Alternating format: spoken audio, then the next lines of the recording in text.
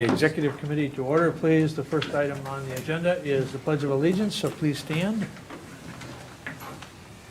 I pledge allegiance to the flag of the United States of America and to the republic for which it stands, one nation, under God, indivisible, with liberty and justice for all. And thank you.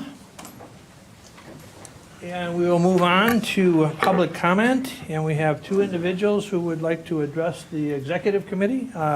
We have the interim administrator from the village of Kronewetter, Dwayne Gao. Dwayne, please. Thank you, sir.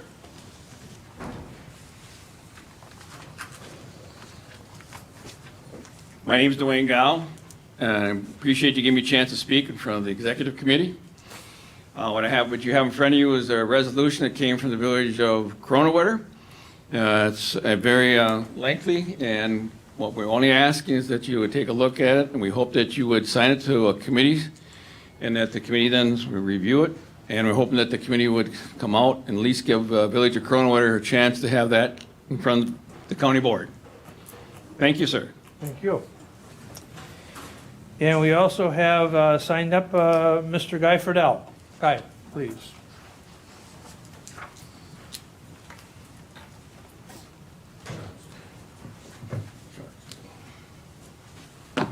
Okay, Guy Friedel, 2240 Ruby Drive, Kronewetter. Since I'm usually paid by the hour, I'll be a little bit longer than Mr. Gao. So, good afternoon, Chairman Gibbs and members of the Executive Committee. I'm an attorney. I work in Mosinee. I live in Kronewetter, and for the last 3 years, I've been working on the Kowalski Road Interchange Committee, which makes recommendations to the village board on how to improve the chances of getting the Kowalski Road interchange. I'm the vice chairperson of that committee. The chairperson, Ken Charneski, is here, along with another committee member, Pat Kilsdonk. So I drafted the resolution that you have before you, and in that resolution, the village is asking Marathon County to incorporate the Kowalski Road interchange into the county's comprehensive plan, and we presume that would include incorporating the Kowalski Road into the strategic plan for the county. We also want to have the county board formally support a resolution or pass a resolution approving of the Kowalski Road interchange.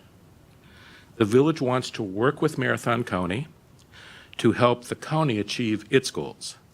The village is not asking Marathon County for one dime towards the cost of the design or the construction of the Kowalski Road interchange. So in reality, the county will benefit significantly if the Kowalski Road interchange is actually constructed. The village has provided an economic impact report that was prepared by North Central Wisconsin Regional Planning, which indicates the Kowalski Road interchange would bring about 100 to 120 million in new valuation in the village of Kronewetter. This would be commercial, residential, and industrial. Marathon County would receive approximately 400,000 in taxes from that new valuation. The study also showed that 1,200 new jobs would be created, and these workers would use their pay to make purchases that would benefit businesses countywide and which would generate additional sales taxes and wheel taxes for Marathon County. The village already has a ramp-ready 4-lane bridge over I-39, and we have 4 lanes from Kronewetter Drive, which is on the east side of that bridge, extending to the west over to Old 51. So to make the Kowalski Road interchange a reality, what the village needs is to get the Kowalski Road interchange into the WASA MPO Transportation Improvement Plan. And the village would like to see that happen this year, with the construction of the interchange to at least begin in 2026. So the village is serious about making this happen. The village budgeted $125,000 towards the cost of a interchange justification access report, which is the document that goes to the federal government, the Federal Highway Administration, to see if the interchange would be approved. And it incorporates the design of the interchange into that. The total cost of this report is going to be $250,000 to $300,000, and the village will pay that full cost. As the resolution before you indicates, the number of standards that has to be met for the approval of the Kowalski Road interchange has been reduced from 8 standards down to 2. And those standards are easier to meet than the old 8 standards. The village's consultant, PAA, has told our committee that it does expect approval of the Kowalski Road interchange. This brings us to the crux of this matter, establishing the current need for the Kowalski Road interchange and getting the Kowalski Road interchange into that Wausau MPO Transportation Improvement Plan. Kronewetter is currently the 105th largest municipality in the state of Wisconsin, the 3rd largest municipality in Marathon County, and the fastest growing municipality in Marathon County. Official projections show that Kronewetter's population will exceed 10,000 people by the year 2040. Village leaders are currently working to ensure that the village's sewer and water infrastructure and roads can meet the needs of future residential, commercial, industrial, and manufacturing growth in the village. We have begun to experience more growth, especially in the old Highway 51 corridor. A $5 million expansion of the Dayton Freight Terminal is currently under construction and will be completed this year. There's also been an expansion of a storage facility in that corridor. The Kowalski Road interchange will reduce the traffic on the Cedar Creek interchange. Anyone who has gotten off of I-39 when headed south, and anyone who has taken the ramp to head north on I-39 knows that those ramps are difficult to use. The current Wausau MPO Long-Range Transportation Plan does establish that the Kowalski Road interchange is a project of regional significance and does confirm that the Kowalski Road interchange would significantly reduce the traffic using the Cedar Creek interchange.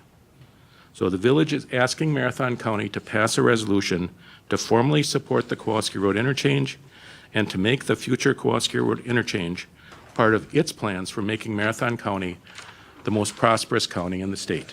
Thank you. Thank you.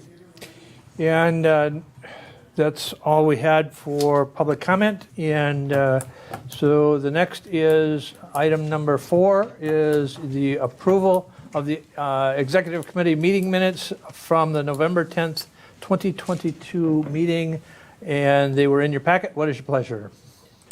Motion by Vice Chair McEwen, seconded by Supervisor Seefeld. Is there any discussion? Any discussion on the motion? Seeing none, all in favor of the motion to approve the November 10th, 2022 meeting minutes of the Executive Committee, signify by saying aye. Aye. Opposed? Motion carries. Thank you. Education Presentation Committee discussion.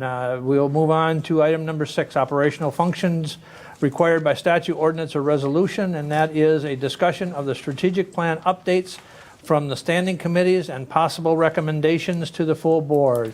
We will start with each of the committees as they appear on the agenda. So agenda item 6A1 would be the Environmental Resources Committee. Any discussion on their recommended updates? And they should be in your packet. Mr. Chair, Supervisor Longenham, please. these did not change from the report that I had given last month. I am trying to look up a piece of information right now to add to the group, so if you would circle back to ERC, I would Okay. appreciate it. Thank you. So, Keon. And then let's go on to the next, next committee on the agenda is Health and Human Services Committee. So, the Chair Van Cray, any comments on the recommendations from the Health and Human Services Committees? There have been no changes since I presented to this committee. After the committee meeting that I presented at, I had asked if you had changes to supply them to Vice Chair Arstead and myself so we could discuss them at our committee meeting, and nobody supplied anything, so they stand as presented previously. Any discussion by committee members on the Health and Human Services Committee's recommendations on the strategic plans update? Supervisor Robinson, please. Not necessarily on their recommendations, but on what's not in there. And I just came back from a WCA-sponsored opioid meeting, and I don't think we address the issue of opioids in our strategic plan. And in light of the fact that we've got the settlement dollars, I think that what we need to incorporate into the plan is put a time frame for development of an opioid plan for Marathon County into the strategic plan, because that's one of the requirements, and we need to make sure that we're consistent with both the state statutes and the federal regulations. And there are some nuances based upon whether it's part of the bankruptcy trust or a direct payment, and I think that's going to require activity on the part of public safety, on the part of Health and Human Services, and in the part of probably the Criminal Justice Coordinating Council, and potentially the Community Services Board at North Central Healthcare. But I think we need a plan.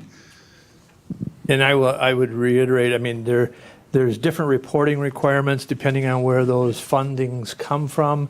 As John alluded to, one of the settlements is a bankruptcy, which has a different reporting requirement.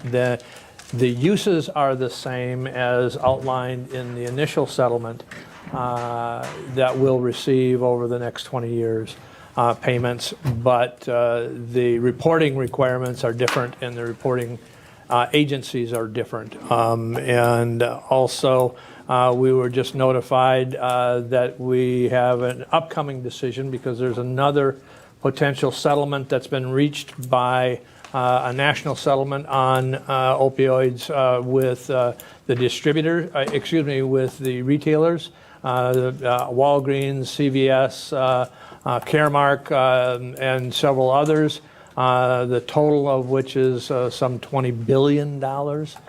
Some of those will be paid out as short as, depending on the entity that entered the settlement, as 7 years, and some as long as 15 years. So if there is a little bit of a nuance to this settlement, but in essence, Marathon County has been, historically, the state has been entitled to a percentage of that total, and then the county receives roughly, the counties and the few municipalities that sued receive, in essence, 70%. The state receives 30% of those funds that are released. So we will have a resolution moving forward at some point between now and March with some more clarity as to accepting of that potential settlement.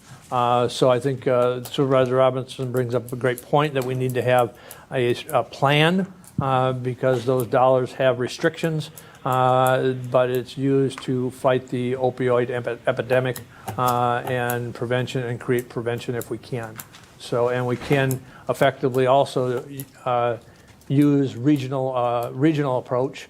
And so one of the ideas might be including the use of NCHC, since it's a tri-county entity. So I open it up for suggestions as to how we include that in the plan.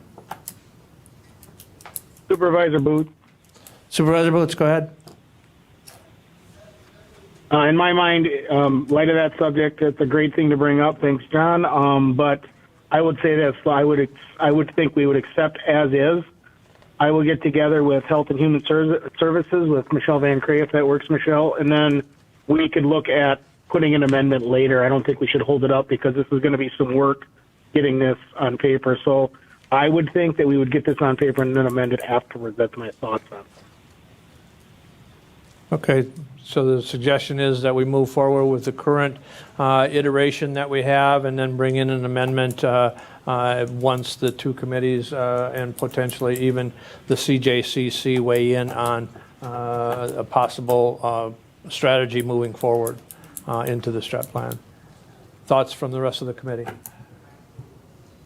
Michelle? That works for me, Matt. We can get together and talk about that. Okay. Other thoughts? Any other changes or recommendations on the updates as provided by Health and Human Services? Supervisor Dickinson. So one is a question. So two of the objectives were changing the language, 3.3, where child becomes person, 7.2, where we change that language from the heroin and meth to drug and alcohol abuse. That language is taken from the comp plan. So are we suggesting then that the comp plan would have to be changed as well so that it aligns properly? Supervisor Van Cray? Thank you, Mr. Chair. So I had asked that question, like what can we change here? And it sounded like from Vice Chair McEwen's advice that it was our strategic plan, so we could do as we wish with it. So that's why we changed those. If it's not logical in the realm of a comprehensive and strategic plan to change those things since they are in the comp plan, I think our committee would be fine with leaving them as what is in the comp plan. But I did ask that while we were going through it, and it seemed like it was fine. Yeah, and the reason I asked that is the comp plan was approved by the board, so I didn't know then. I did have a discussion, and that was one of the discussion points by Supervisor Baker with me, was the thought that, in some cases, the comprehensive plan should have been updated first before we, or brought up to date before we did the strategic plan update. I don't know that the two are mutually exclusive. But it's again, our strategic plan and it's our comprehensive plan.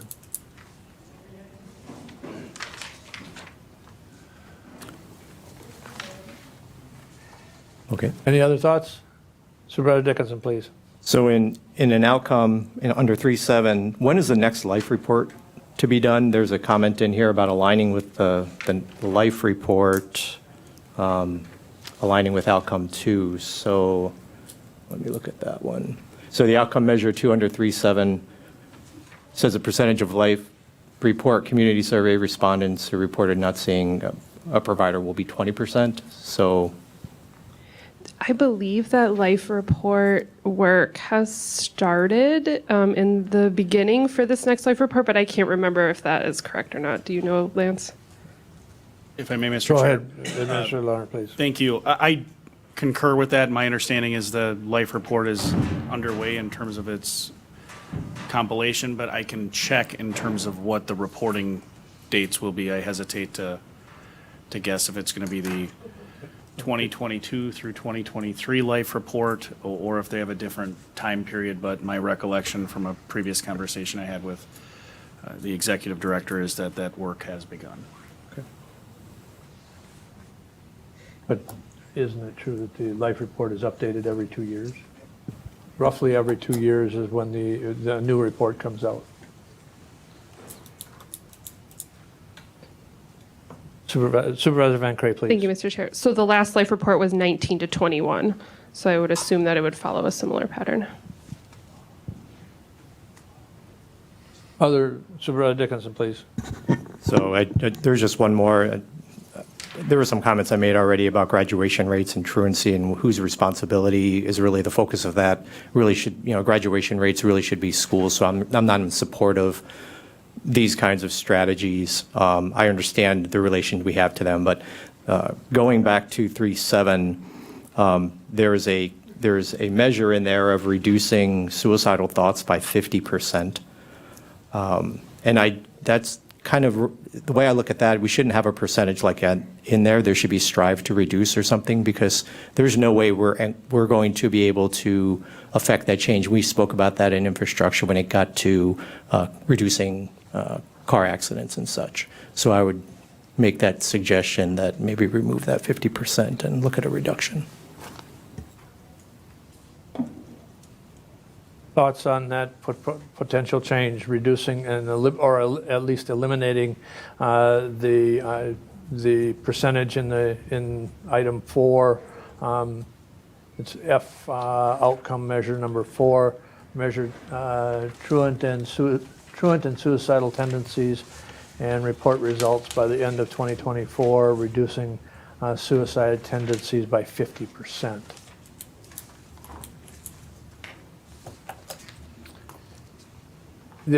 Supervisor Van Cray, please. Thank you, Mr. Chair. So I do appreciate the feedback. I'm not going to support any changes to this today if we're moving forward that way, just because I don't think that that's fair to the Health and Human Services Committee members to support changes without, me speaking with them first. But I do appreciate the feedback. I'm willing to have that conversation with the committee. I just don't know what our plan moving forward is with this. The one thing I will say is, and I struggle whenever we put a percentage in and we don't have a base percentage number to start from. In other words, are we measuring, what's our measuring base point, our base starting point? In this realm, it says, by the end of 2024, reduce suicidal tendencies by 50%. But my question becomes, where are we starting from?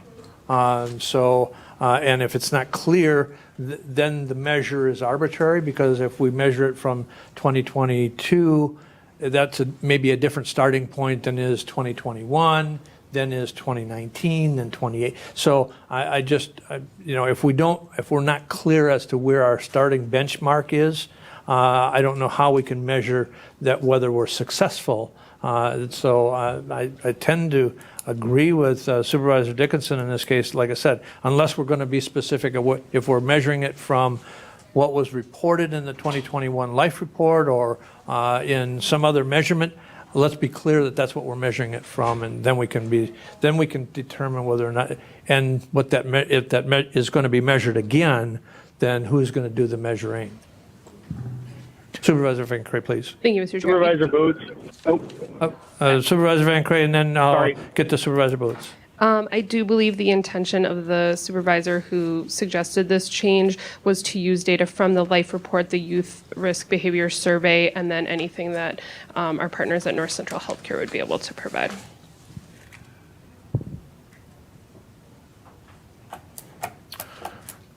Okay, do we want to spell that out? If that's the intent, do we want that spelled out there then? That would be my question or my comment to the committee. Thoughts? Supervisor Boots.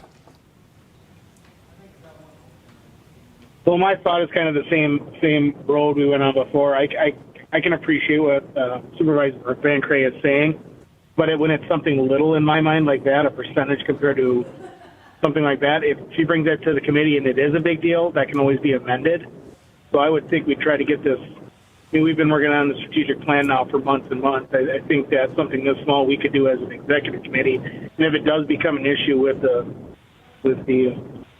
committee, with Health and Human Services, they could amend it, and we could discuss it then and add things.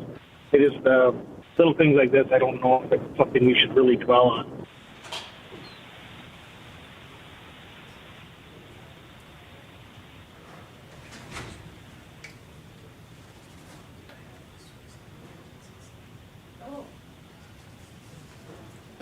Yep, Administrator Leonard, I think there was an update that we didn't get into the packet, but Correct. please. And I apologize, it's on the screen right now, but I think your discussion, as it started with Supervisor Dickinson's point, it made me recollect a discussion that took place at your committee, talking about what measures we in fact had, and my notes from that committee discussion indicate that the outcome measure was changed to reflect by 2024, the annual number of deaths by suicide will decrease, because the number of suicides is something we track, and to Supervisor Dickinson's point, aiming for a decrease rather than a specific percentage. So I apologize that didn't get in the packet. And if there are any other questions, I'll make sure that the two are what's in your packet and what the discussion, my notes actually are consistent. Supervisor Van Cray, please. Could that document be emailed to us, if that's what we're working off today?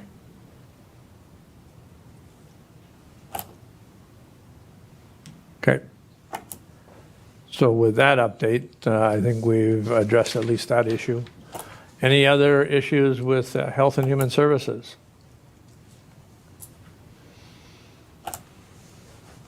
Okay.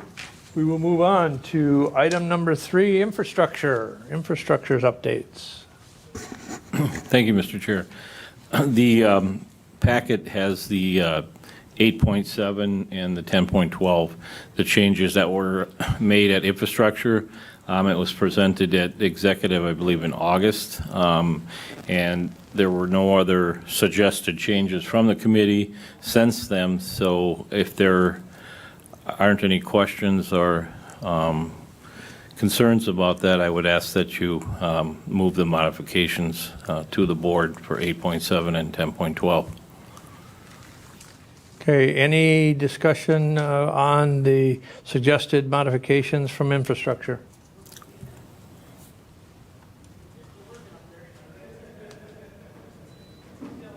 Any discussion on the suggestions of the modifications from infrastructure committee?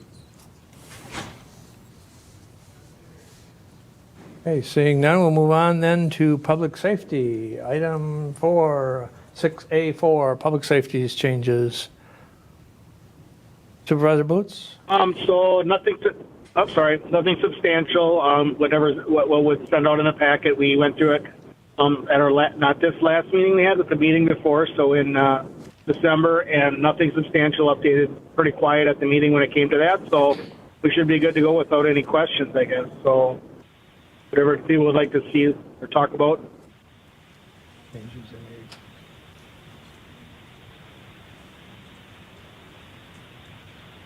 And public safety's changes are now on the screen. Any discussion? So there's a new strategy, reducing recidivism by creating a mechanism to respond to high utilizers of our justice and mental health and social services system. That was a new strategy. And then the recommendations on 12.3, County Board adopt and maintain a fund and employee class class compensation plan and government policies, and prioritize the retention and recruitment of high-quality skilled workforce needed to deliver government services. And item E, seek out funding partners to develop and implement the proposed Marathon County Forensic Science Center. And then F, and that was Public Safety Committee to consider the reported feedback from municipal leaders, elected or appointed, on the safety concerns on the county highway and municipal transportation systems following the quarterly safety meetings. So those were the changes. Any discussion? Supervisor Dickinson, please. So on adding D, which my question is, that would apply to the entire county, not just those departments related to public safety. So in my recommendation there would simply to be to put it under 12.3, that it shouldn't be under public safety under 7.1. Could you read that to me, please? I'm in my truck, as people know. So that's the one. That's the one with retaining. Yeah, the suggestion was to take hiring personnel, right? Okay, so but their recommending was to add that to objective 12.3 already.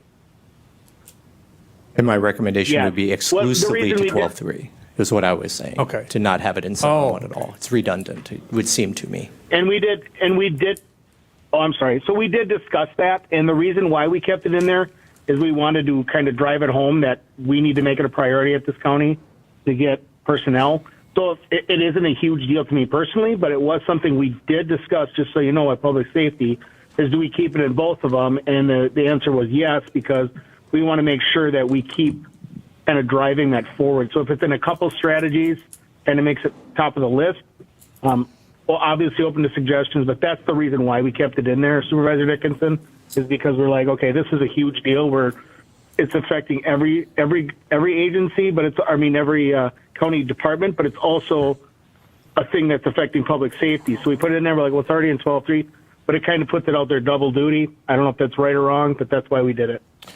And I think the emphasis was simply because if we look at the one of the charges of public safety and their departments that are under them, the jail, and the actual shortages of jailers is getting to a critical point. I think that was, but Supervisor Mass, please. You stole my thunder. Oh, sorry about that. No, that's what I was going to say. When we talked about this, we were talking about the deficiencies in our, well, we were down deputies, we were down jail staff. We had to close the juvenile detention center, and we still are not fully staffed in 911. So this was a deep concern of ours at the time when we discussed this. And I did have an opportunity last week to have a discussion with one of the individuals from the jail that had transferred here from a federal system, and literally in the last 2 weeks had almost 140 hours in a 2-week period because of overtime. Now, a lot of that was out of necessity because they're so short-staffed. So I think it is getting to a critical point, and public safety's heard it several times from the sheriff and jail administrator. Any other discussion? Supervisor Robinson. I just want to support Supervisor Dickinson's notion that we should have it in there once. And I think one of the ways you can address that multiple ways is have different committees take responsibility for those tasks. But if you're a member of the public and you're looking at the strategic planning, you're seeing a lot of redundancy. I'm afraid of what that conveys to the public. Not to say that it's not important, but I think listing it once gets the point across, and then how we address that as a county board, both public safety and, in this case, it would be human resources, finance, and property.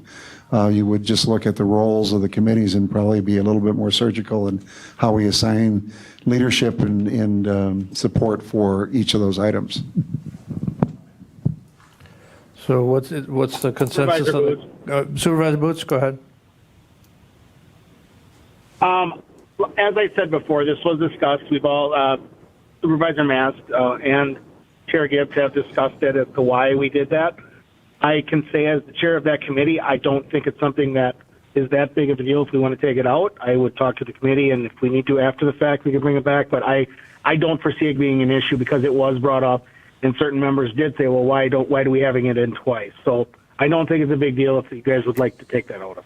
But I will say on behalf of our committee, and if Supervisor Mask to add to that, maybe I'm wrong, but that was kind of the consensus as to why, but I don't think it's something that we would have a big issue with. Chair Gibbs? Go ahead, Supervisor Mass. I agree with Chair Boots.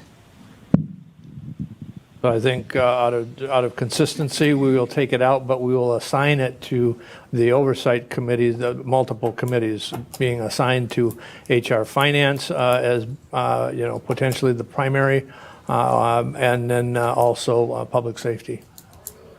But I think it hits, in effect, it hits all committees because staffing throughout the county is an issue, but particularly hard hit right now is jailers. So, okay, any other discussion on public safety?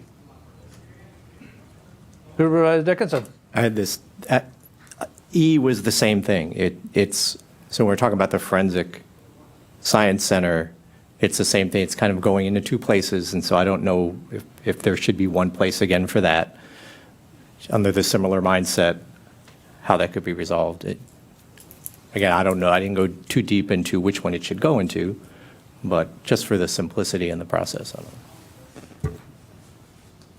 Thoughts by the committee? Vice Chair McKeown, please. Thank you, Mr. Chair. The Forensic Science Center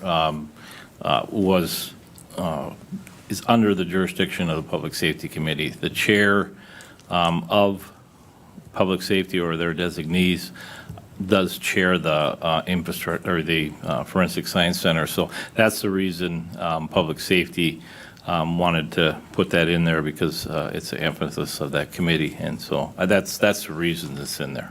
Thank you. So do we want to remove it from 12.3 and leave it in public safety under 7.1? Is that what we're saying? Is that consensus with the executive committee? Okay.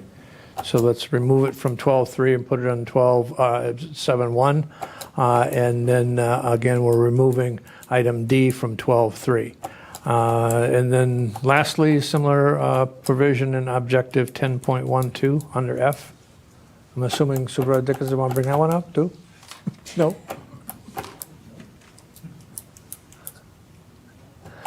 Any other discussion on the infrastructure, public safety?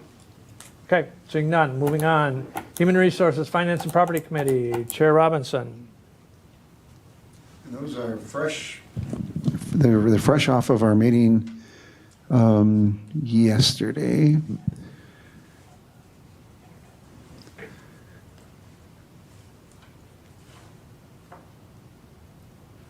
Need to pull that up.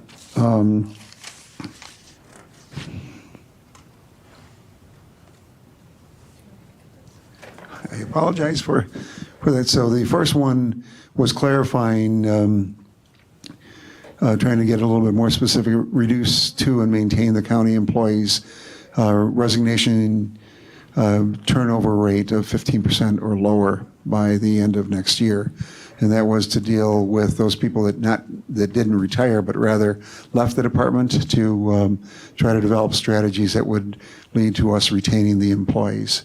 And the next two came out of our meeting yesterday, and they were specific to the Greater Wausau Prosperity Partnership plan. And Supervisor Zhang made a number of requests that we consider. But these were two that were adopted. One was to embrace the local Hmong population and explore linkage to St. Paul, Minnesota, which is a strong point for the Hmong, which was again out of the Greater Wausau Prosperity Partnership, and then targeting remote workers as a segment of the workforce for relocation to the Wausau region. The chambers went on to explain that they wanted that to be a part or tied into the recreational opportunities that are available in the area, but the committee focused on the telework and using that as a marketing employee for the Human Resources Department.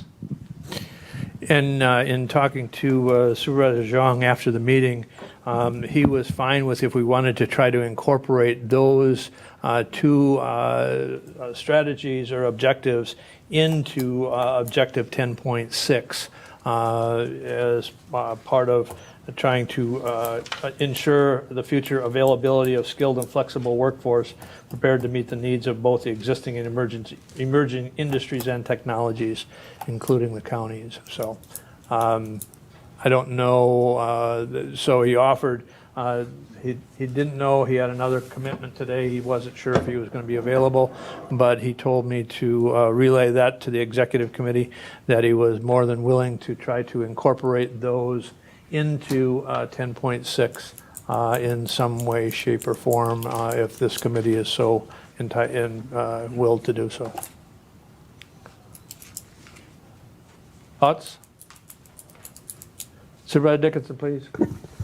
So one question I had is, you have these outcomes that aren't mentioned, and they have a date of 2020 or 2022. I didn't know if you were updating those to 2024. I would assume so.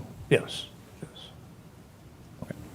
And then with the two that were presented from the Supervisor Zhang and the Greater Wausau Prosperity Partnership objective. So the first one, I struggle a bit with that simply because that's identifying a singular group of people within, and I understand it's a large group of people in our area, but it's singling out a particular group, and I get a little concerned if we do that would lead to another group wanting, a similar kind of focus, and then another group, and so that's my concern with that. With the second one, with the remote workers, I had the note to go under 10.6 if we were to do such a thing.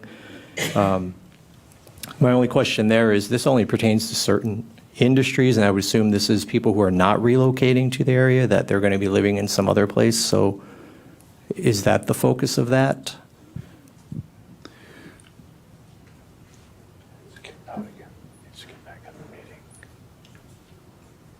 try to Go answer ahead, that. Supervisor Robinson, I'm sorry. I think we try to narrow it from the broader Marathon County business community to what we could do as a county. And I think that the inherent in that is it's probably tied into how we approach our employees and recruit them and provide opportunities. But I think we wanted to narrow the focus into something that we can control. If you have suggestions on modifying the language to more clearly reflect that, I think the committee would be open to that.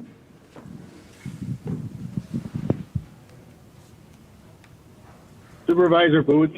Supervisor Boots, please. I apologize. I got knocked off the meeting. So was there anything under public safety that I needed to answer or get Nope. updates on? I guess I got knocked out. So. No, public safety is good. We are now on to human All right. resources, finance and property. All right. Thank you.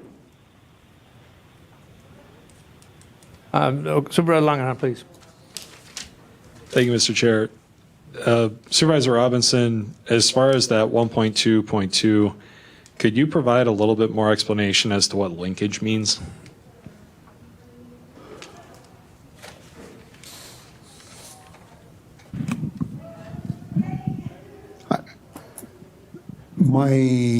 I'm taking a stab at this because we had a full page list yesterday, and we narrowed it to these. But I think that I think that they are looking to, because it's such a strong community, to target it for recruitment.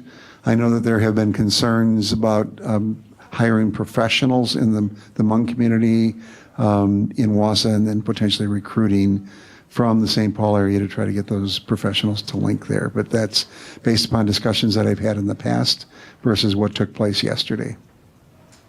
So we could seek to clarify that between now and the time that the board takes us up.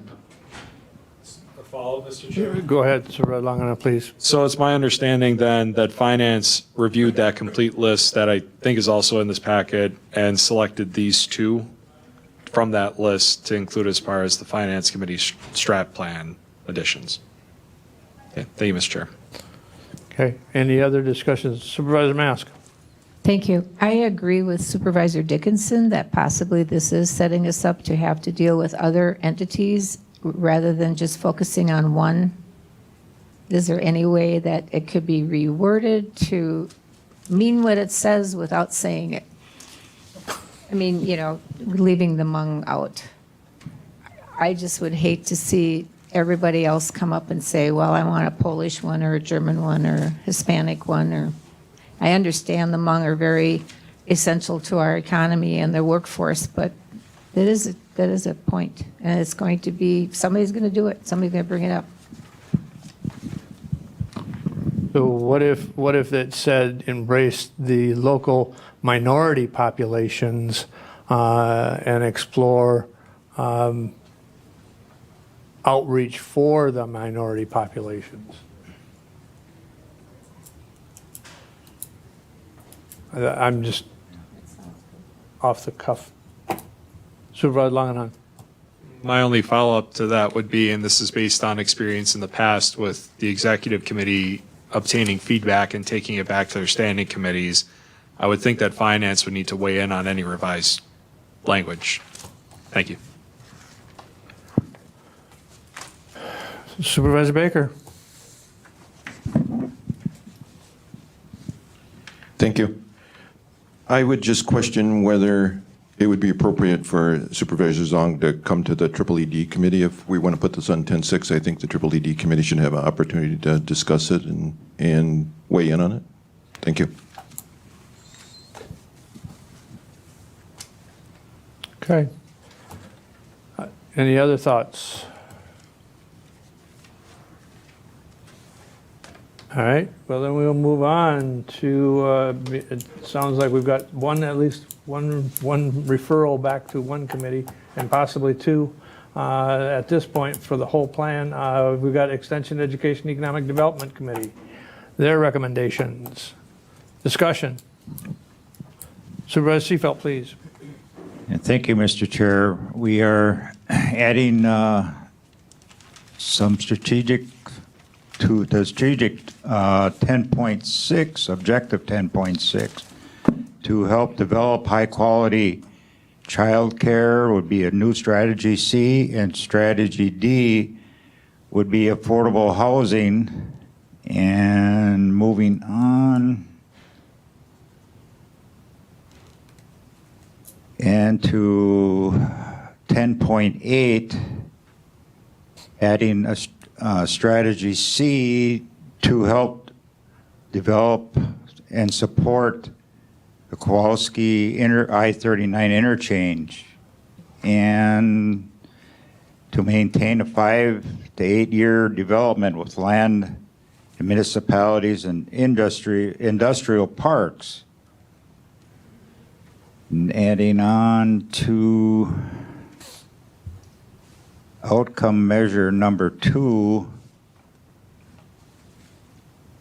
is by December 2024 to fill job openings with Marathon County will be reduced.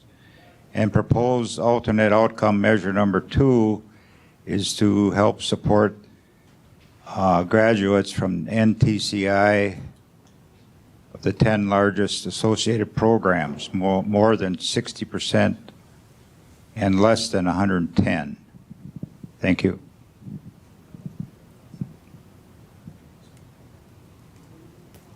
When was those, Supervisor, I apologize, I'm looking at the ones that we have on the screen, and I don't have those outcome measures, and so I'm wondering when those were discussed. Supervisor Baker, please.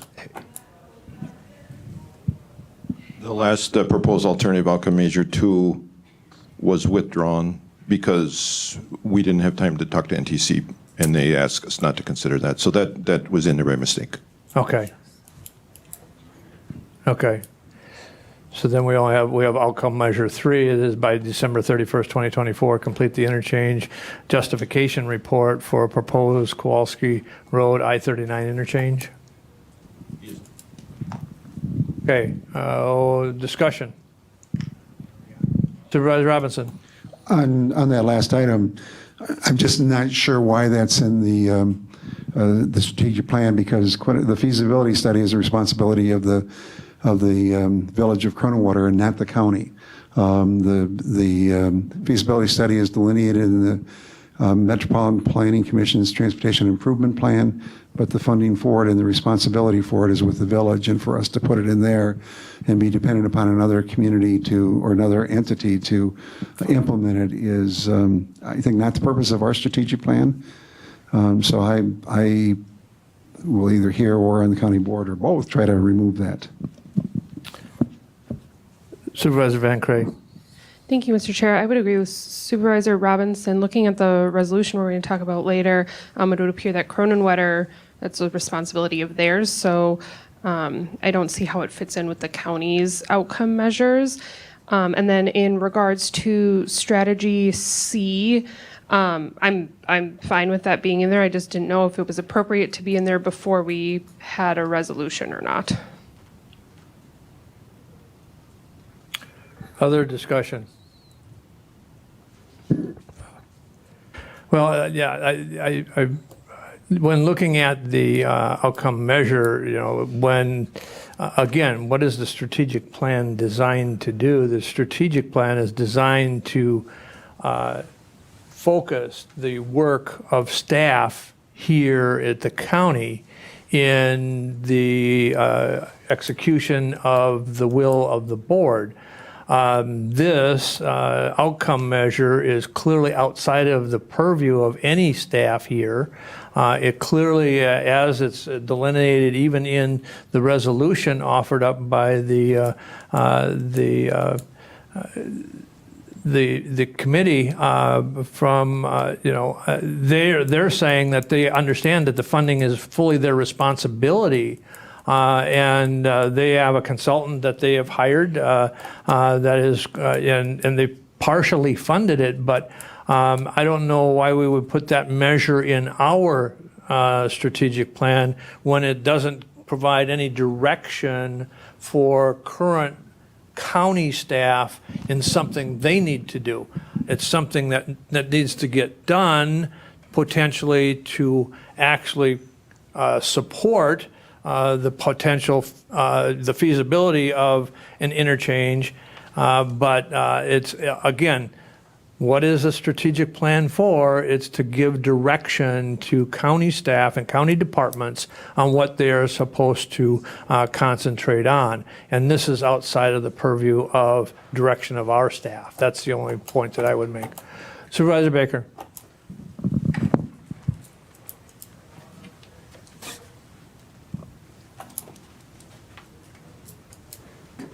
Thank you, Chair Gibbs. So I'm the one who wrote that. I would be willing to revise it, but if needed, but basically I would like to also provide the thought behind it. So my thought was that we need the support of the Wausau MPL, and to the extent that they're associated with the county, and if, that relationship may not be clear enough to support that, but that was the reasoning, because I do believe there's staff in Marathon County, including the Highway Department, and also Wausau MPO, and that was the reasoning. Thank you. I got it. I guess the only thing when, I don't disagree, but the MPO is a total independent entity that is not under the direction and control of Marathon County at all.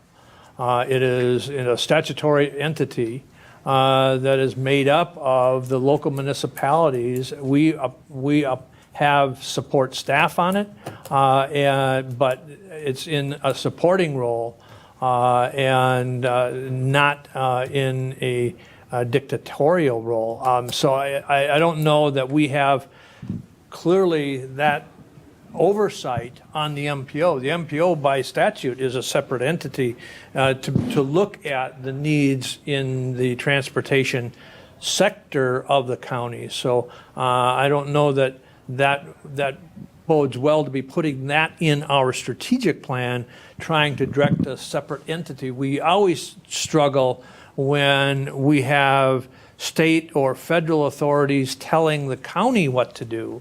And so I really struggle on potentially trying to provide guidance to a separate entity that is outside our purview. So Supervisor Baker is next, and then Supervisor Robinson.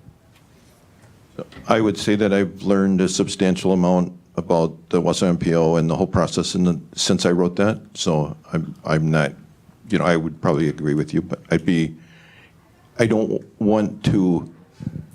have the authority to unilaterally change it since that was voted on by EED. But if you would feel that was appropriate to revise that, I would be happy to work on revising that. Thank you. Well, it looks like that we've got at least one suggestion going back to Health and Human Services and potentially now another one that could go back to EEDC. Supervisor Robinson, please. And one to go back to Human Resources. And one going back to Human Resources. And Finance. Let me just explain what the MPO is. It is, I chair the MPO, is the county's representative on that per their bylaws, but it's made up of the chief governing or chief elected official or their designee, and from each of the communities, and ranging from the town of Stettin, Village of Maine, down to Mosinee, and we get together and develop work plans, and will also be responsible for the development of plans. But in order to get into the transportation plan, there needs to be a certainty relative to it being done within a time certain. So you've got a 2023 through 2025 transportation improvement plan. We're amending that all the time, but it's got to be sequential, and the potential for the project to be funded within that period of time, and it goes in there. And the first step of Kowalski is to get that feasibility study done. And remember that Kowalski Road is a local road on a federal interstate highway with DOT involvement. And nowhere in that scenario does Marathon County have a role from an approval or review perspective. So we're throwing ourselves into an area. I know the city of Wausau would like some of their half diamonds become diamond interchanges that they've talked about in the past, and others have done that. But those are local decisions that need to be moved. Once they're ready for funding, they will need to be included in those transportation improvement plans for funding. We just had a meeting earlier this week where we added 4 projects in order to move them through the state planning process and secure funding for them. So we are doing that on a regular basis, but is it timely? Are we at that step in the process? Is the funding identified? Basically those are the requirements to move it. I don't think we've withheld approval for any local project in the past. But again, it's got to be sequential and timely relative to the MPO's involvement. And I just caution the committee, there's multiple communities that have had, various discussions about, frontage roads and could they, does the county support putting in a frontage road for the Village of Marathon? When they came to the HR Finance Committee looking for funding for part of the infrastructure underneath to expand their TIF district. And we didn't weigh in on it. We basically turned down their funding request from ARPA. So supporting, it becomes challenging when we start to try to sit there and determine and put in our plans, in our strategic plans, specific improvements for specific areas, because a prime example, and this board, some of the members on this committee may remember when we had a similar situation, and this was a county highway improvement down in the Weston area. There was a project that was brought before the HR Finance Committee looking for support and the Highway Committee looking for support for a development of their TIF. And in the end, the county didn't support the movement forward. That development didn't happen. But I think there was possibly reasons for that. The economic development and the retail development, if retail is part of the development area, some of the studies that I've seen, there's only so much retail that you can draw from. And I think we've seen some of those impacts when retail left downtown Wausau, went to Rib Mountain. And so we don't want to support winners and losers throughout the county. We want to support winners for all the county. So that would be my take on it. Other discussion? Supervisor Seefeld. Thank you, Mr. Chair. Yeah, we will take this back to the EED committee, and we will discuss this further. So thank you very much. Okay. Any other suggestions on the EEDC committee's recommendations on changes? Supervisor Dickinson and Supervisor Longhorn. So going back to 10.6, the language in the strategies under the housing options, I would almost recommend to the committee that they remove the word safe from housing. I don't, safe and affordable housing, it's a minor thing, but it's not really something that we can guarantee, or really, how do we determine whether housing is safe? Does that mean the house is going to be safe, and how it's constructed? Is it going to be it's not in a bad neighborhood or something like that? I know it's a minor thing, but I did want to point that out. And I think that was the only other thing in the outcome measure. It talks about preparing recommendations for Marathon County government's role in providing affordable health care, childcare, excuse me, and an outcome measure for providing safe and affordable housing. We're not really providing it. It almost leads to the mindset that this is something that we're doing, so I would recommend removing that. It's minor, but I think the language matters. Thank you. Thoughts on those recommendations? Okay, Supervisor Langenhan. Thank you, Mr. Chair. This is in regards to the previously discussed items regarding the Kowalski interchange and the outcome measure 3 outcome or interchange justification report. If you look at the existing plan for objective 10.8, now this is different than what was in front of us, but strategy B reads that engage local municipalities on how county infrastructure developments can contribute to business and industrial park growth. Whatever revised language that the committee brings back, I would hope mirrors something like that. It treats everybody fairly, and it's within the control of the county. Thank you, Mr. Chair. Thank you. Any other discussion? Supervisor Robinson, please. Just for clarification, are we sending strategy C and the outcome measure back in light of that last comment from Supervisor Lanahan? I would request that. Okay, is there a consensus? Okay, consensus is that both of those go back to EDC. Any other discussion on the strategic plan? It'll be on Supervisor Vice Chair McEwen. Thank you, Mr. Chair. I just want to thank all the committee members and the committee chairs and vice chairs for the last 6 months working on these updates for the strategic plan, and I think it'll make it a lot more clear, especially with the new board, as far as the policies and the strategies that the county's trying to move forward. So thank you. Okay, we want to go back then to environmental resources. Supervisor Langenhan, please. That's correct, Mr. Chair, and I'll be very quick. With the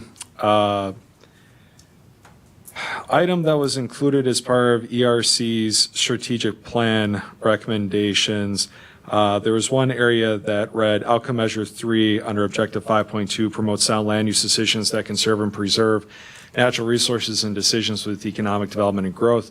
Outcome measure 3 by December 31st, 2024, an average of 320 acres of land per year will be acquired for the Marathon County Park and Forestry System. We had some discussion, I believe, at the November meeting of the executive committee.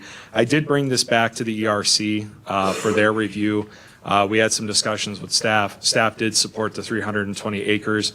I would also just add that I believe our forestry plan is also tied to that number. Staff supported the number.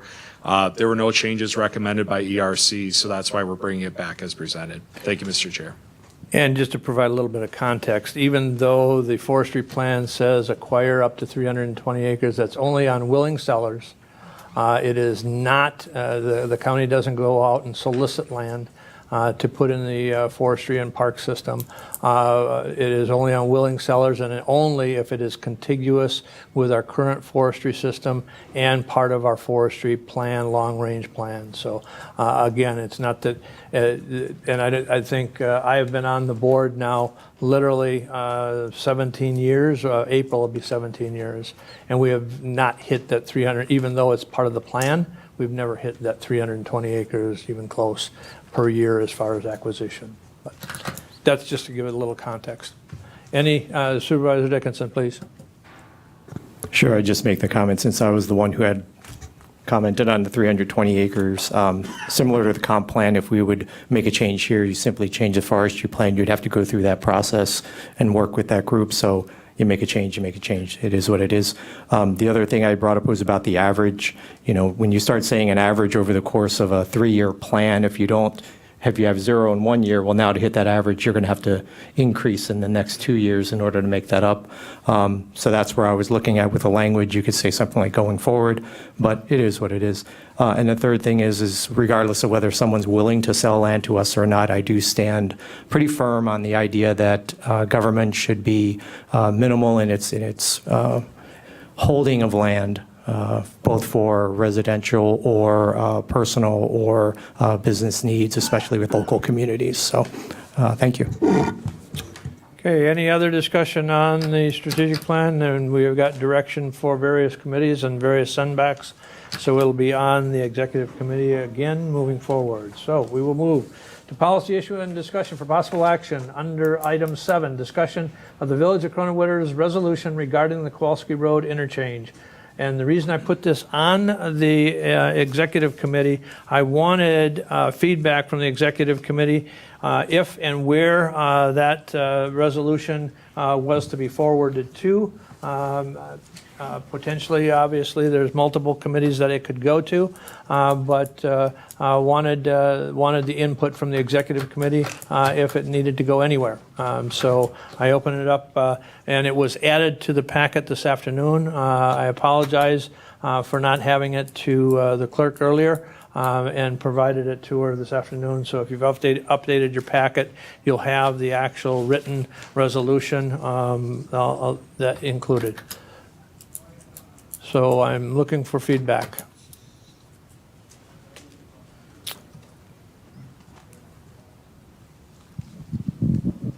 Supervisor Robinson? Well, we can, it sort of has an economic development component. It clearly has an infrastructure component.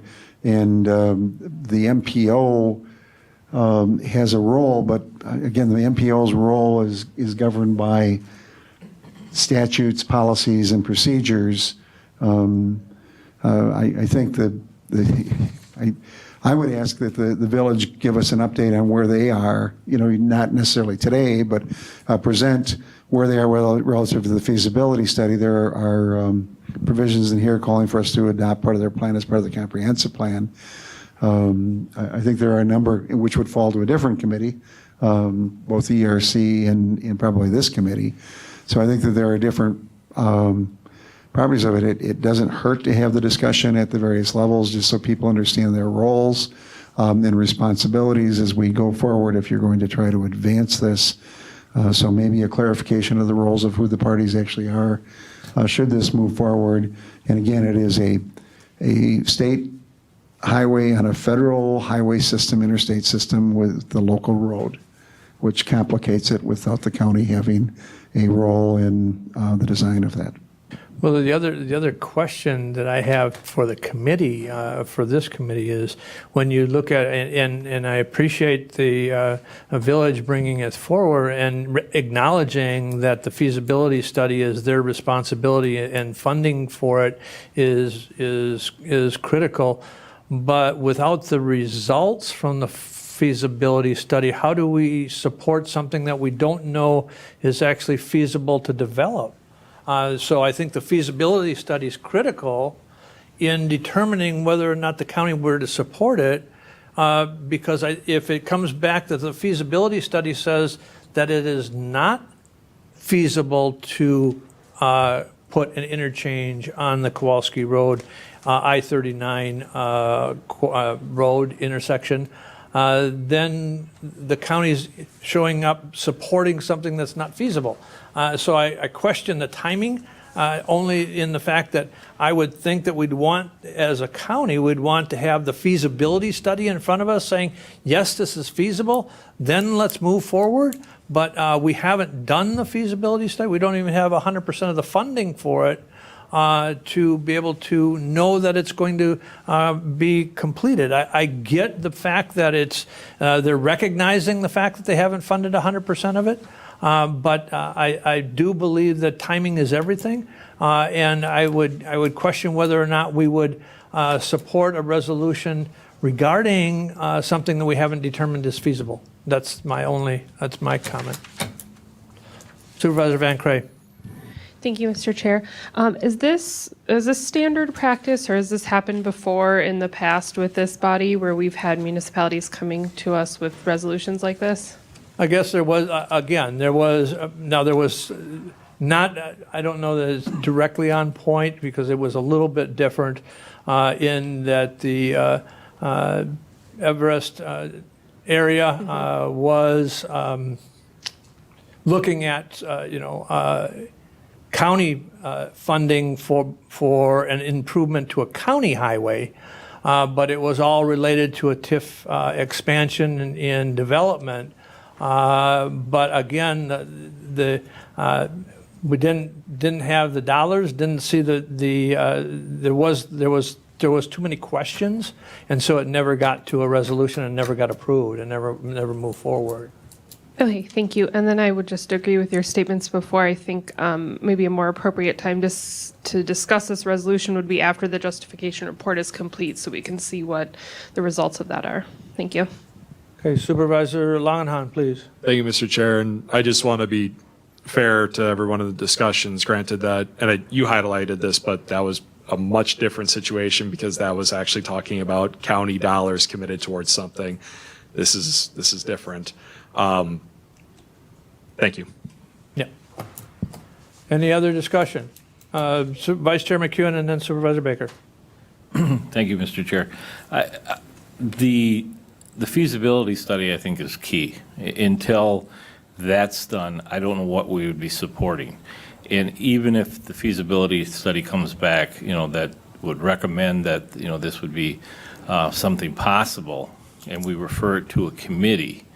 Remember, we're a policy committee. So I would struggle trying to develop a policy to support this because it's a state highway. So, I'm not against it. I don't blame Kowalski. Croninwater for wanting that interchange. But like I said, I don't know what they want us to support until we know that it's feasible, number one. Then bring it back. And then I would like to know from the supervisors that would like this to be a policy for Marathon County, what policies can we implement? Because that's what we are, a policy board. I don't blame them for doing it, Croninwater, but right now I think it's premature for us to even refer it to a committee. Thank you. Supervisor Baker? Thank you, Chair Gibbs. So one of the reasons that I asked for this board to be, for our board to support this is that when I was asked to help with this as a Croninwater supervisor representing Croninwater, I went out and I talked to an individual who has worked for 10 years in highway development, works for one of the large civil engineering firms in the area. And he basically said, I can come up with studies that say, I can find you a document that says it has to be a mile between interchanges. I can find you a document that says it doesn't have to be a mile. I can write a long-range transportation plan. I can write any plan. What this really boils down to, it's a political decision. If you can get the political body that represents this to support it, that goes a long way to getting this approved. And so what I'm asking is that the county supports it on an economic development basis, not a highway basis. That's why I took it to EED. Also, I'm on the committee, of course, but we have done a study, the village has done a study that shows that this is an economic development boon to the county. We're looking for housing. Croninwater has been by far the leader in developing housing over the last 20 years in the county. And, we have a reputable Northwest Regional Planning Commission. We paid for the study. It says it's going to create, you'll have to ask Guy for the dollars, I don't remember, but it was millions of dollars and thousands of jobs. And we're not asking for any money from the county. All we're asking for is that the county support economic development and the development of housing in our county. That's the policy we're asking for, is that it's our policy to support our villages. And I believe that's in, as Supervisor Langenhan said, engage local municipalities in how county infrastructure development can contribute to business and industrial park growth. That is what I'm asking us to do. Thank you. Supervisor Mask. Thank you. It's obvious that Croninwater has been planning for a while because they did the improvements to Kowalski Road, and it's a great area for expansion. But I agree with Supervisor McEwen. I do think that we need to see a feasibility study before we can move forward on this. And like he said, we are a policy board. I think that your plans are great, and I think that this is a great idea. I hope it works out, but I couldn't commit to it right now without that. I didn't see the resolution till, I don't know, 12:30 today. But, yeah, I agree. We need the feasibility study first. But your plans, I hope this all works out. I know you all been working on this for a really long time. Okay, I've got Supervisor Langenhan and then Supervisor Dickinson. I think Dickinson had his hand up. Go. Why don't you argue amongst yourselves? I was just going to add, Mr. Chair, that with that strategy B for 10.8, it does say county infrastructure, not state or federal. Again, county being under our purview. Thank you, Mr. Chair. Okay, Supervisor Dickinson. All right, thank you, Mr. Chair. So the question that I had is, what is the effect of us like doing a resolution? What is the actual, what is it going to cause to happen? Sometimes we talk about resolutions and they have an actual effect. There's an economic effect. Sometimes we have resolutions where we just say, hey, today it's cloudy day, so let's just write a resolution and say we support cloudy day, right? So on one sense, I understand what we're saying. What are we really, there's not a feasibility study. What are we really supporting? But on the other hand, I understand what they're saying, and whether you call it political or not, it sounds like they're saying we need your letter of reference. It's going to be important to us moving forward. And so if we had a resolution that simply stated that we support what's in our objectives, what's in our strat plan and comp plan, and say we support economic development in our community, I'm for that. I don't think that's a tough ask. And any community that would come to us to say, would you support us doing similar kinds of things, we would look at that within reason. So I understand the feasibility part of it as well. But I would hate to turn away a community one of our communities looking at us saying, we're looking for a little help here. I would mention too that we have the MPO, we also have the 2050 transportation plan and infrastructure. And I don't know how this fits into that as well, but is that something then, if the village is looking for something in the MPO, which is what they're stating, but if they're also looking for something in the transportation plan, it's something to consider as well. So, and I appreciate them coming here. I did have a phone call from Guy. I tried to call him back and I left a message, so I just wanted to let you know that. Supervisor Robinson, please. The 2050 plan deals with the county highway, so I don't anticipate that, our plan. So, I don't know that unless we're looking at a jurisdictional transfer, I don't know that it would fit in that plan as it's currently being proposed. I do just want to urge some caution. When I was elected to the county board, I represented this building and the property across the street. That was a very successful project in the 1980s, and due to investments and interchanges and shifts, it's gone. The mall is gone. And there are consequences when you start creating new interchanges upon existing businesses and others. And I think for us to prioritize one community's new project without thinking about the implications of that on existing projects is short-sighted and just shifts development without increasing development in a community. And I think that's one of the concerns, and therefore the need for the feasibility study to get into those areas. I think one of the reasons why the Weston proposal, well, there were a number of reasons why it failed. They really didn't have there was a significant amount of wetlands there that they were having a difficult time dealing with the DNR. There were significant costs associated with utility relocates, and there were a number of reasons that doomed that project. But I think we need to follow the process, be enlightened by the results. And while there are politics that enter into the discussion, those tend to be at the legislative level. I think that there is a process by which the DOT and the Federal Highway Act come into play on interchanges on state and interstate highways that are generally absent the politics. The only other thing that I would add is, and I know Mr. Friedel alluded to this, that there was a change in the requirements for an interchange and the as far as the recommendations when looking at the federal highway policy document, the one that obviously is outdated, but it had it had 8 requirements that a interchange request, whether it be a change or new, had to have in it as far as a request from the requesting community.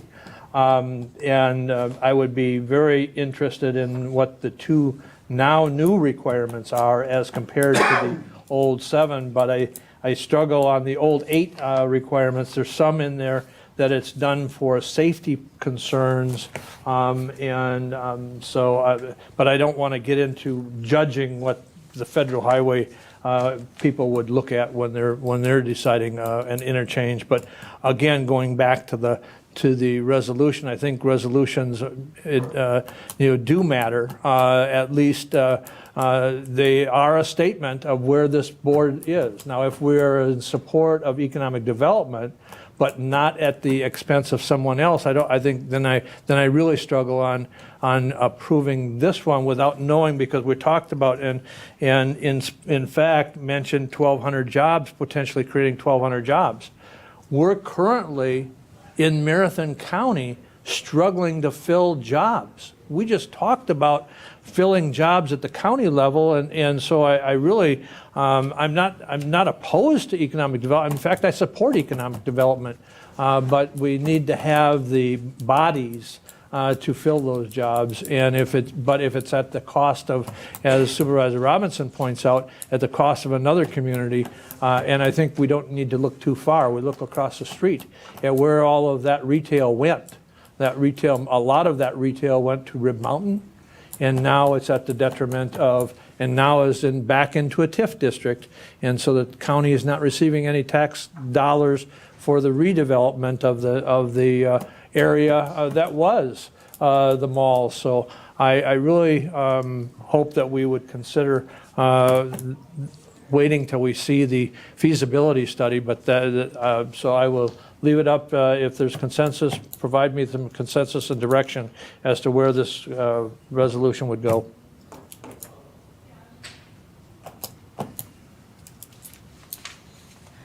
Or hold off until we get more insight from the Cronawitter, Village of Cronawitter, as far as when they expect the feasibility study done. Then if that's the will of the body, then we could forward it to the committees. Thoughts? Looking for direction? Consensus? Hold off until we get a feasibility study, or wait till we find out when we're going to get a feasibility study from the Village of Cronawitter, and then potentially support or move this to various committees to discuss once we have that? Is that the consensus of the executive committee? I see 3 people nodding yes, 4, 5. Okay, all right. I will communicate back, or I think we already have, to the administrator. We're looking for when anticipation of the feasibility study, and then we will look at the support of that resolution at that time. Thank you. So we will move on to update on the administrator's work plan. Administrator Leonard, please. Thank you, Mr. Chair. I'll quickly, unless anyone has questions or a suggestion of a different approach, I'll real quickly go through some of the goings-on since our last update relative to the work plan, which was in November. And then within the packet is the draft administration work plan for 2023. And I tried a different approach. I knew the last document was exceedingly long, so I tried to just put in single lines kind of the projects, and we can work in the future about kind of time frames. Because I recognize there was a lot of information. So just real quickly, what's happened since my last report to you in November.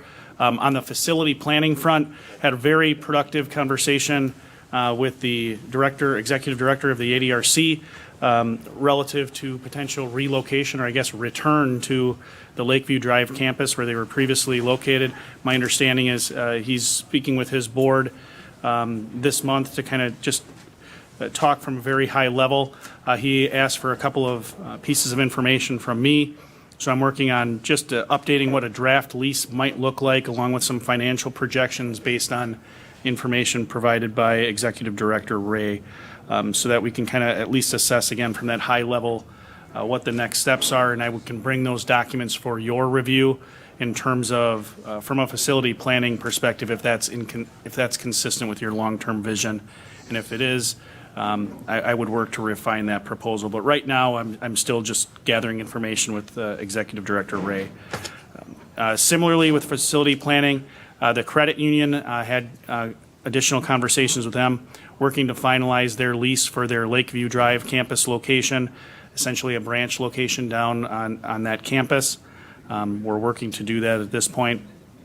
Part of that discussion is going to be very closely had with the HR Finance and Property Committee, because that credit union, they lease space at our social services building, and if the direction from this board is to work to divest ourselves of that property, we're going to need to take all necessary actions to do that. We finalized the lease as previously directed with the Community Partners Campus location, utilizing American Rescue Plan Act funds. So we're working to develop and operationalize that staffing plan with various departments, including our ADRC and North Central Healthcare. West Side Master Plan was delivered to the board at the December meeting. It's currently out for feedback for all members of the county board to provide to both the Environmental Resources Committee and HR Finance and Property Committees, with the idea that it would come back to the board sometime around March. Moving on from facility planning, we had our workday go live. Very strong performance by our team. Our first payroll cycle was completed. Everyone got paid, so there was not massive revolt, which was good.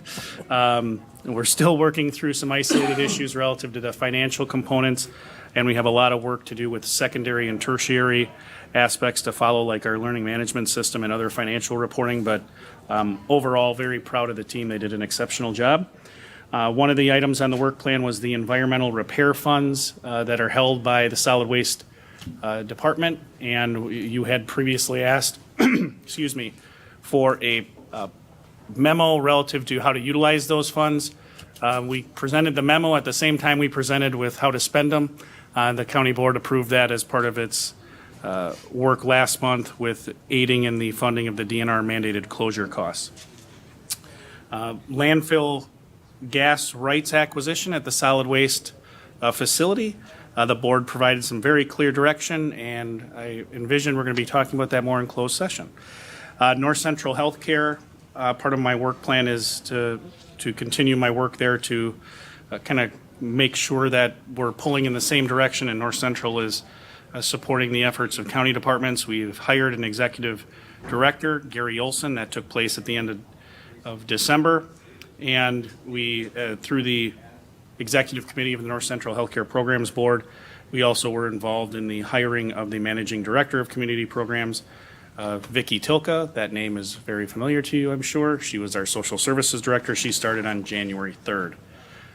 So that's kind of an update of what has happened since November, my last report, and within your packet is the 2023 draft administration work plan, and I have hard copies in the event that anyone would like one. I'll hand them out. Yeah, I've got one.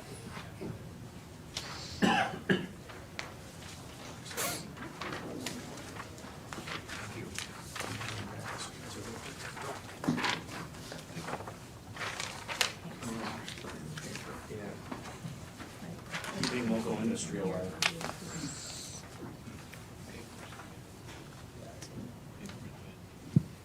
So again, just in terms of process, I tried to simplify the information before you, really just outlining the things for 2023 that were either in process or have been, at least by the board, communicated to me in a way that I inferred significant priority.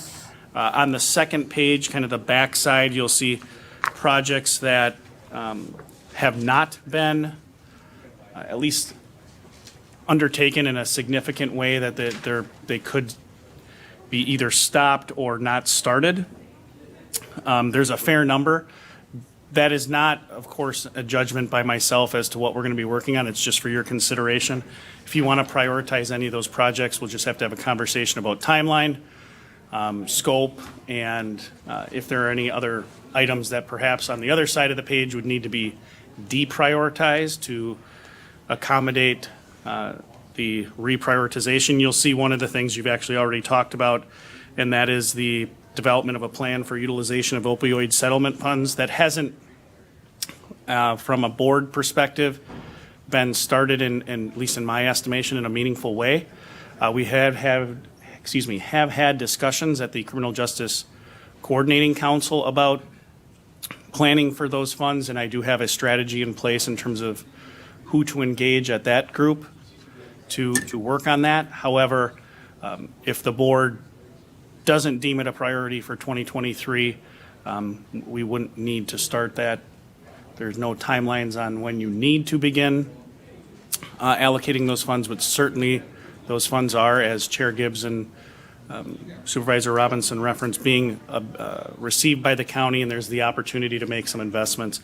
But I won't go through every item on the work plan. You can certainly ask any questions you might have, but really looking for direction.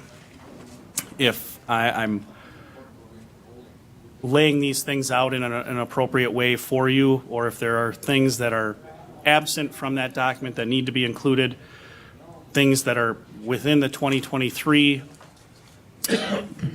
section that should be moved kind of to that parking lot, or things in the parking lot that should be kind of moved forward to 2023.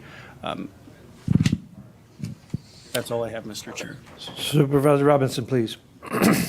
Thank you, Lance. I know it's an effort to prioritize items, but how do you prevent moving projects from the to be addressed into this year's work plan because the expectations on the opioid?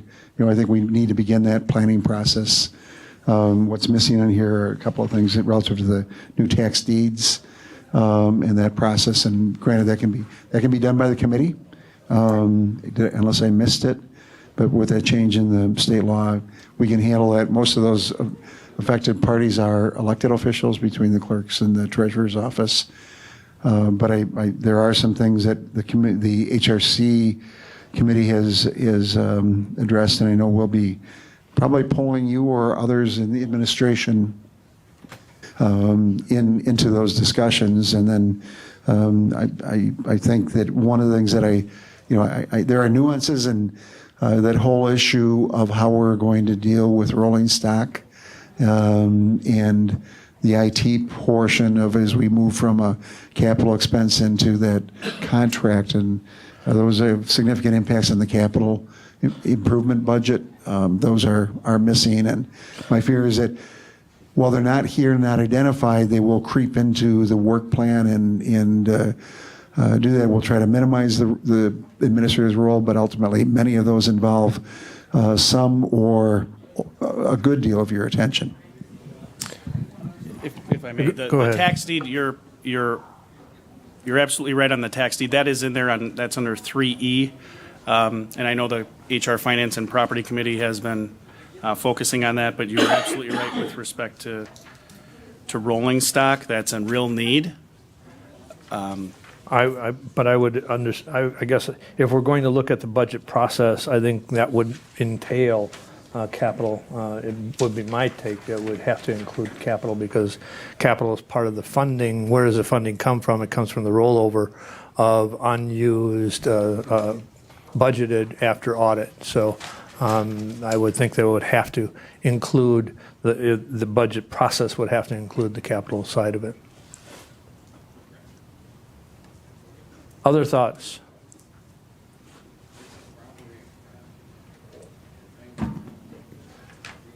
Okay, looking for any items on here that need to be deprioritized or anything on the projects to address in the future that needs to be upgraded to priority. But I will caution, as I did to HR Finance yesterday significantly, we need to be mindful of capacity. And if we're going to add something to work plan, this is a very ambitious work plan. Even the pared down work plan as compared to last year's 40-some items on the work plan. And I think this work plan reflects some of those items that were on last year's work plan that couldn't get addressed because of capacity. And so I caution, if we're going to be adding capacity, or we're going to add items to expectations, that we potentially remove items from the expectations because capacity is not there. If not, we need to add the resources to add capacity, and so we do have in the budget, a statistician, if you will, and that is going to also take up additional time, but just be mindful that the running of the county and the multiple departments and in fact, onboarding of potentially three new department heads as of January, and that just running the county does take up a lot of the administrator's time. I now, under the new workday, am fortunate enough to be able to approve the administrator's time as he presents it, and I will tell you that we are getting a bargain for the hours that are being committed by the administrator. So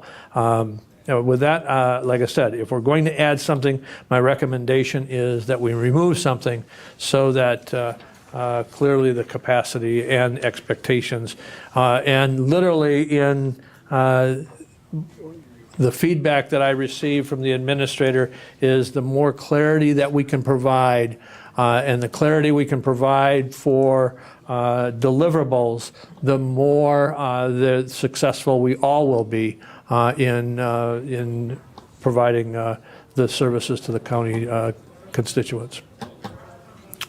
Supervisor Van Cray, please. Thank you, Mr. Chair. Talking about number 6.8 in the development of a plan for utilization of opioid settlement funds that Robinson brought up before, I guess, is it appropriate to have that on a future year work plan? I wasn't aware of the timeline, but we just spoke, a little bit ago. Boots said that he wanted to chat with me about a plan for that. Robinson also thinks it's important. So is that something that we need to be looking at this year? Or is it really something that can wait till a future year?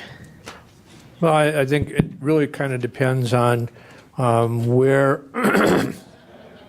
one, the dollars that we have, and do we see the challenge of the opioid and opioid impact, and do we think that there's a role for the county to utilizing those funds to try to minimize that impact that the opioid, pandemic, if you will, and I'll call it something, the opioid disaster, more specifically now it's fentanyl rather than opioid, but it's fentanyl laced in everything, and how that's contributing to overdose deaths. So that just depends on the priority of the Health and Human Services Committee, what they see and what they feel that they can have impact on.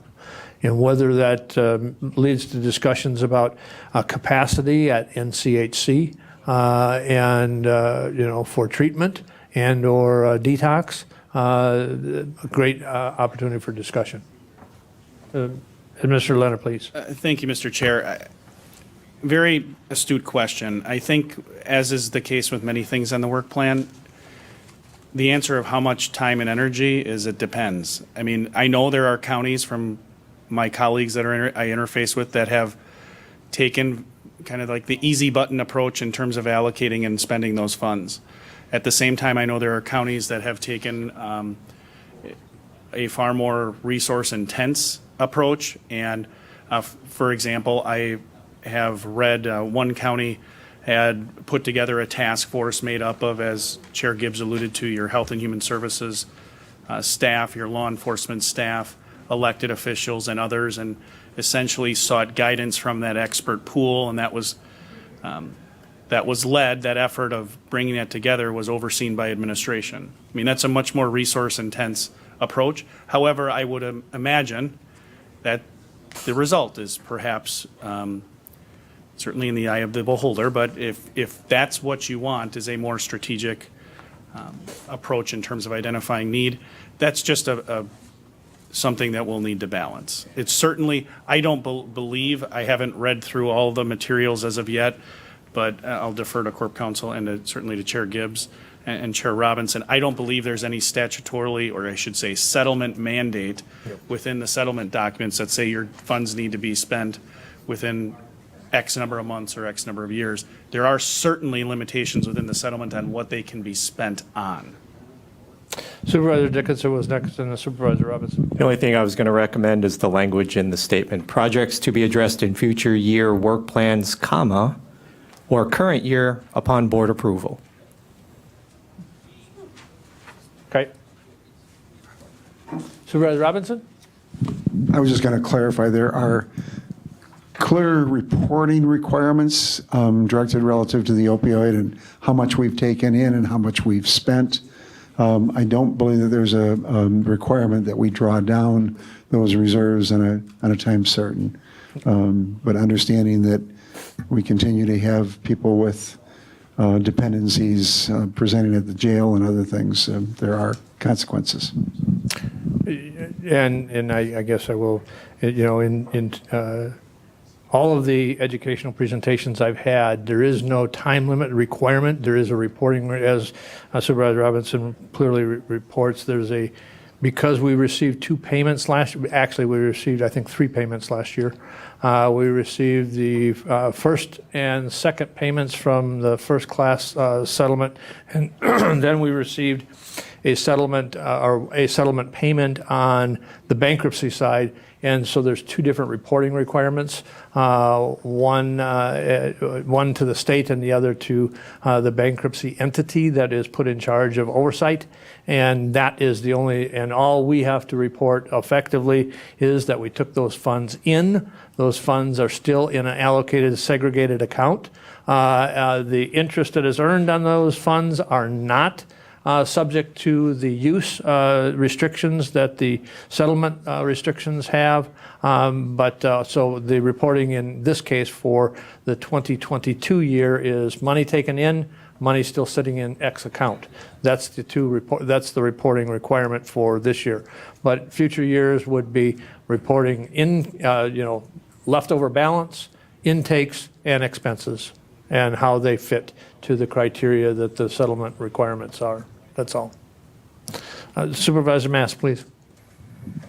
Thank you. This is referring to number 2, secure an external forensic audit resource. Could someone explain to me why we would need that, please?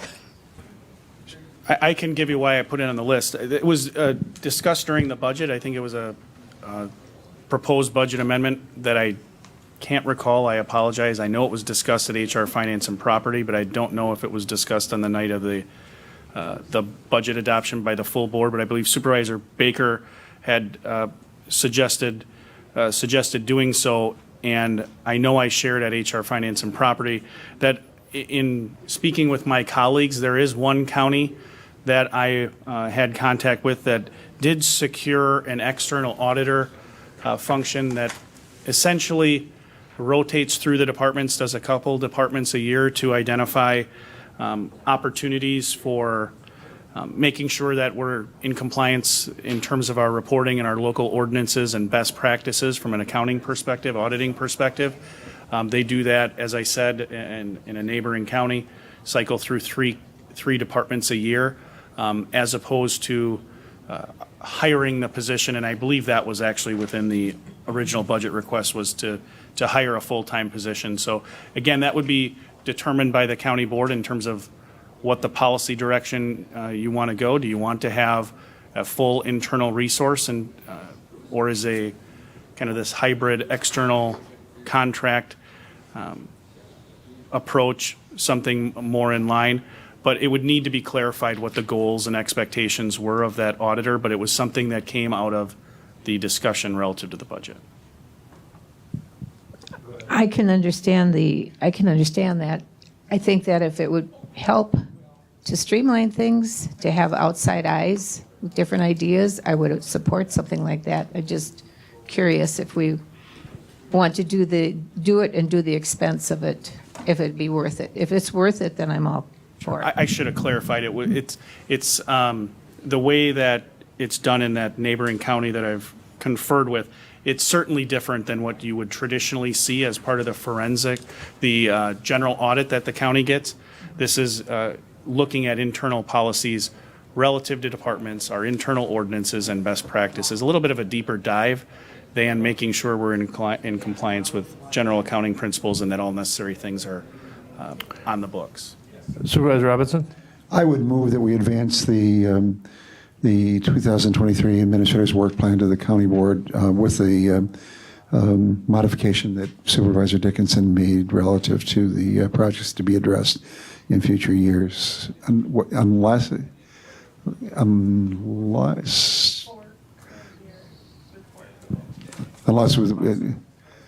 board approval. Or current year upon board approval. Or current year upon board approval.